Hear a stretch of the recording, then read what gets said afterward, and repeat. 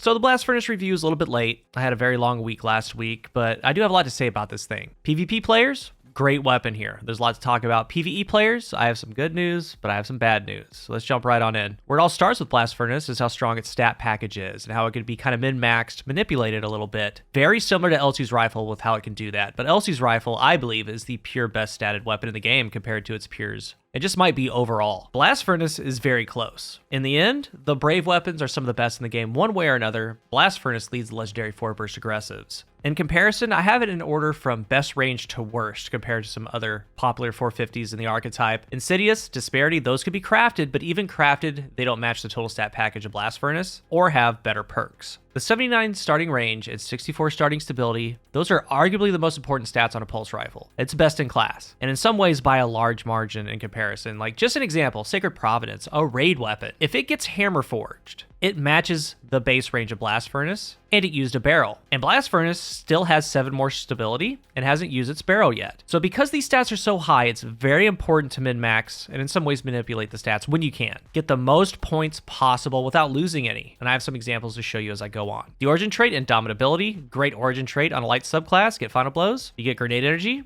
dark subclass with Final Blows, melee energy. One of the most important things that I like to cover is how important recoil direction is, because we now have deterministic recoil. And with whatever it says, it's kind of a guide, but it's kind of nowhere near what it says. And previously, like, there's no real need to do it for Luna's Howl, but for Blast Furnace, definitely. And every time I do this with these new weapons, I'm always surprised. You've been seeing the recoil as I talk about this. We have the base 65 recoil direction, then adding on a recoil barrel, and then a counterbalance mod, all the way up to ending with arrowhead and a counterbalance mod. So 65, 75, 80, 90, 95, 100. And the crazy part, everything in between 65 and 100 feels worse. Because when we put them side by side, 65 is great for what it is. It does that little V, and wherever the screenshot was placed is where my reticle ended up after the recoil pattern. 65 always wants to come back to center, but when you start adding in mods, you start seeing bad trailing, you start seeing bad drift. And sure, you can work with that. And there's going to be times where you need extended or chambered or whatever, and you have 75 recoil direction, so you need to know this pattern of what it's going to do. But as you get up there, 95 does it a little bit, but basically 100 is just a better version of 65, and that's wild. But 65, I believe, is a better version of every recoil in between. So again, if you get a weapon that you need to use extended, you need to use chambered, you can work with that, know the recoil pattern. But if you have a great weapon with the base recoil of 65, do not put a counterbalance mod on it. Put on targeting adjuster, backup mag, whatever, just not a counterbalance mod. In the third column, Zen Moment, Snapshot, Shoot to Loot, Keep Away, Perpetual Motion, Kinetic Tremors, Headseeker. Final column, Kill Clip, Firefly, One for All, Frenzy, Rampage, Rapid Hit, Desperate Measures.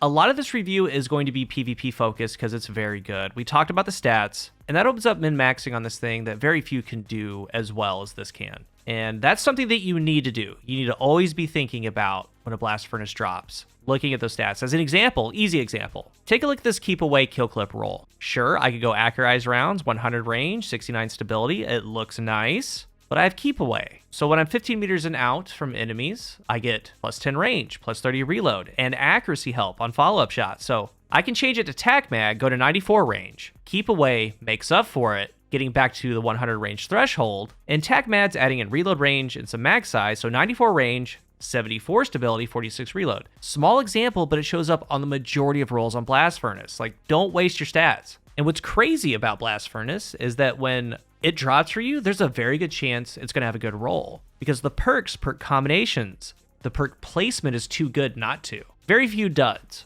So it's going to come down to preference. And some perks that you just kind of gloss over, they're actually amazing for it. And oddly enough, I got to the exact rolls that I've wanted to show you. And you've been seeing them throughout the video. I'll talk about them a little bit more as we go, but there was one roll that I liked the most. It was the most surprising, and it's a roll that I knew that would be good, and it's one that looks good on paper. You're like, yeah, of course, but it performs great in practice. And even further, when you compare it to its direct competition, the Messenger, it does it better than Messenger. That's pretty wild. In the Crucible, the base TTK is 8 crits, a 0.73. Tier 7 and under, 7 crit, 1 body. And that base 0.73 TTK is great because you can have 100 range, 42 meters, 0.73. That's awesome. No one says no to that. So first, let's go over some of the damage perks. Like Headseeker, technically it is a damage perk. It's going to help ease of use. It's going to add an aim assist. It's going to help extend damage at a distance. But note with Headseeker, it's going to allow the 0.73 with a body shot at tier 10, so 1 body, 7 crit. We have kill clip. It's going to allow a 7 bullet kill. And a 7 bullet kill is key. That number is going to keep coming up. It's great. 6 crit, 1 body for a 0.67.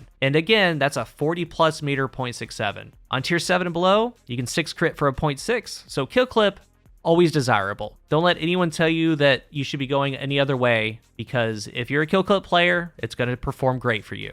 Frenzy, if you want to go that route in the Crucible, again, 7 bullet kill for a 0.67. But a couple interesting ones are Rampage and importantly, Desperate Measures. So Desperate Measures hasn't really been seen as far as PvP, maybe some niche PvE things. It's a pretty decent perk. But if you go this route, I want you to focus on Desperate Measures here, because both are kill trigger perks. You need a kill, both get you 10% more damage. And in this gameplay, you're seeing Headseeker Desperate Measures. So Headseeker, as we talked about, helps the ease of use, get the crit up a little bit more, has aim assist, but Desperate Measures lasts for 7 seconds, Rampage lasts for 4.5. So it's going to be Desperate Measures. This class, this archetype, the 4 burst, it hits very hard, so 10% pushes it where it needs to go. And again, that magic number, a 7 bullet kill, 7 crits. So Desperate Measures, not a bad option at all. There's no reload needed. Long time frame, 7 seconds. It can be refreshed. Like, think of it like Golden Tricorn on a 390 or a high impact. You're getting the faster 7 bullet kill, just like Kill Clip, though Kill Clip has a little bit ease of use. You can have the body shot, but it's not a bad perk.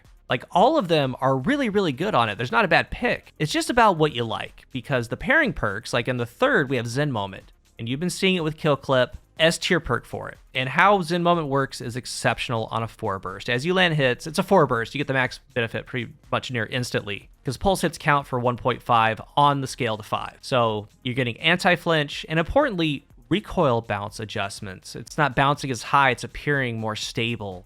It's acting more stable. So, and just like with LCs, we can see it here. The opaque bullets are the base recoil pattern, and the faint bullets, and I have it paused in between, this is the same stability, same recoil direction. So it's going to be on the same pattern. You can see how much Zen Moment helps it. It's huge on a 4 burst. Like, it's S tier for it. When you get in gunfights like here versus DMT, I mean, it stays sticky, stays on the target. Definitely consider it. The pairing perk with it, Kill Clip, even Rampage or Desperate Measures. Another role in the 3rd, very rare nowadays. You've been seeing a lot of gameplay of it. Headseeker Kill Clip. Easier TTKs, longer distance because all that damage. It's top notch. It was one of my favorite roles to use. It's one that I'm going to keep. But just to drive home Blast Furnace, it's near endless god roll options. Take whatever god roll you can think of or you have or you want. Zen Moment Kill Clip, Zen Headseeker, Headseeker Kill Clip, whatever it is. Then look at Snapshot. Snapshot Kill Clip on Blast Furnace. Again, whatever god roll you have, this could be just as good. Because Snapshot negates the poor frame handling, gives that ADS multiplier, makes it snappy. So a snappy 0.73 with Kill Clip. And it really shows that in the end, with Blast Furnace, rolls like this could just straight up outperform whatever you can think of or whatever you get. It's all preference. And this is just a basic combination. The gun is so good. It can get to 100 range. It can get high stability. And this one was actually one of my favorites. We also have Rapid Hit. I've had dozens of rolls drop, never a rapid hit roll, but we all know what it does. Land hits, it gets stable, you get a fast reload. It's great. So if you want to do Zen Moment Rapid Hit, go right ahead. Just like that Snapshot Kill Clip example, a roll like that can and will perform. It will outduel. It will feel great to use. It just depends on how you like to play and what you want it to do. And for me, all of these were so fun to use. All the rolls are just peak performance. All amazing, but there was one I kept coming back to, and it's honestly the one that I like the most, the one I felt most confident in, and it's just a slight upgrade over the one that they give you, and that's Perpetual Motion Kill Clip, because check it out, and then we can compare it to Messenger with the same combination. Perpetual Motion on most maps, by the time you get to mid, you're at ×2 or near it, and then all you have to do is just keep strafing.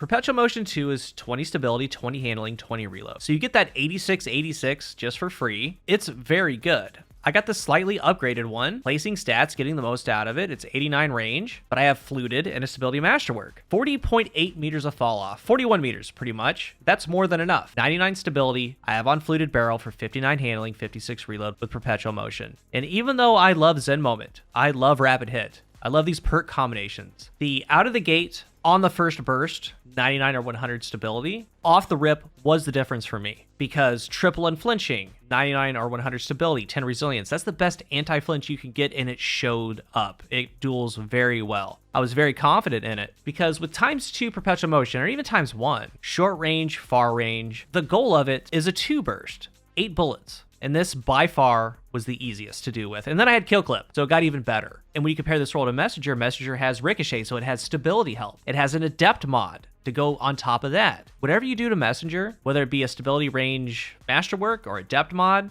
vice versa, you start putting on the same barrels and mags, it's still behind in range and stability one way or another. But of course, with Blast Furnace, you need to land, and with Messenger, you have to have the Masterwork and the Adept mod on top to even get kind of close to Blast Furnace. That's how strong the base stats are on it. So here's the deal, the truth about it. I don't have a recommended top role to give you. I don't. There's no role that I favor over another. And I can't say that. I'm not going to say that, hey, this is the god role. I won't. I mean, there's Keep Away Kill Clip, Perpetual Motion Kill Clip, Zen Headseeker, Zen Kill Clip, whatever, Snap Kill Clip, all of them are good, all of them are deadly, and as I said, whatever dream role you have or you can come up with and use, another role can equally sit you right down. But where it starts is the Barrel Mag and Masterwork. Knowing that there's a huge head start in the range and stability category, knowing that the base 65 recoil is one of the best patterns. And yes, everyone wants 100 range, but in the first part of the video, I talked about how some weapons, like they need Hammer Force just to get on par. Blast Furnace still has that barrel option. Like my 89 range one, right under 41 meters. That's more than enough. So I'm fine getting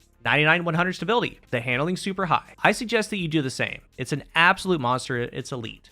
For PvE, let's get something straight. The bad news. Legendary pulses in PvE, not too good. Where they do see play is when you have a champion, and using a legendary pulse to stun a champion, that's fine. Really, it is. And the only ones I use, pretty much the exotic ones, and there's one special unicorn pulse that's a legendary. But the exotic collective obligation, sure, it can do great in PvE with a void build. Outbreak, yeah, it can shine. Graviton, technically a pulse, it's awesome. But when you look at Blast Furnace, immediately in the third, we have kinetic trimmers. It's the second weapon ever with kinetic trimmers in the third, the other's hung jury. And I talked about it in that video. And kinetic trimmers can carry the damage of certain damage perks. Take Kill Clip here. You see that the trimmer damage is 5,812, 3 waves of it, but with Kill Clip active, the weapon damage goes up, but not the wave damage. So Kill Clip is not a good example. Kill Clip does not work with kinetic tremors, but something like One for All does. Here's Hung Jury. Its base trimmer damage is 7,556. When you tag multiple enemies, it goes up to 10,200, so right at that 35%. So the same thing for Blast Furnace. One of the top roles is kinetic trimmers, One for All. Second ever weapon to have it. But I took that base hung jury, hitting body shots versus Blast Furnace. Now Blast Furnace, being a pulse, it gets there faster, and everyone likes to talk about that, but the pulses have one of the worst trimmer damage in the game. It does way less than Hung Jury. Hung Jury, a scout, a lot of range. The 3 waves combined deal a little over 5,000 more damage total. So while Blast Furnace might get to the kinetic tremors a little bit faster, the Hung Jury chunks it more. Like here's a little screenshot of halfway in between it. Not to mention Hung Jury getting the One for All kinetic tremor for 10,200. Is it bad?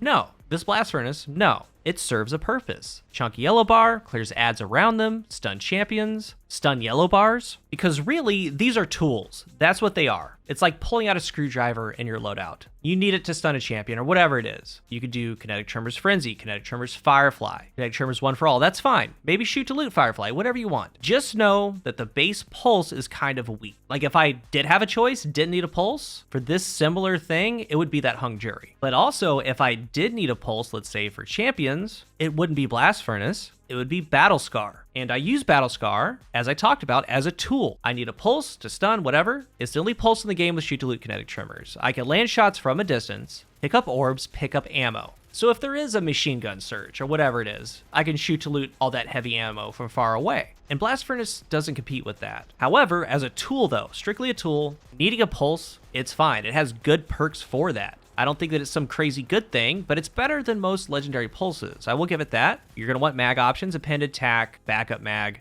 So if you want this type of pulse, go for it. In conclusion, Blast Furnace is more PvP focused, and there's not a top role. You can't confidently say that there is a top role. The only thing that you can say is if you get great perks, great combinations, while min-maxing the stats, that's numerous examples. Range Masterwork, Hammerforge, Stability Masterwork, Full Bore, whatever. Filling things in with Keep Away, or Perpetual Motion, or Rapid Hit, or Zen, whatever. If you do that, then yes, that is the God role. And that's what you should be looking for. If you're new here, remember to hit the subscribe button. And if you are subscribed, thank you so much for your support. Before Final Shape, I have some other content coming out. There's a couple more videos I want to make on the Brave weapons, but let me know if there's any topic that you're interested in, and maybe I can cover it. Today, though, it's all about Blast Furnace. Thank you for watching, and until the next one, I am CoolGuy.